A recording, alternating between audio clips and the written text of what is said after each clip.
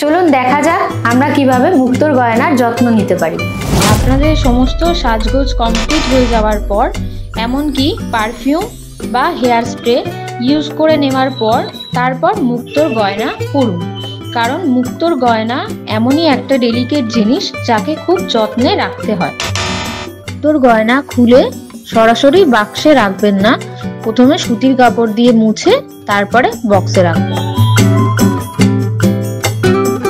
সবশেষে আপনাদের জন্য একটা বোনাস টিপস, সেটা হলো মুক্তো যত পরবেন তত ভালো থাকবে আর মুক্তো আপনার শরীরের আর্দ্রতা থেকে নিজের জৌলুস খুঁজে পায়।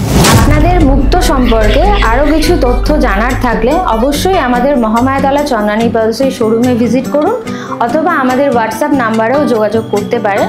আমাদের হোয়াটসঅ্যাপ নাম্বার হলো 9147093129। নমস্কার।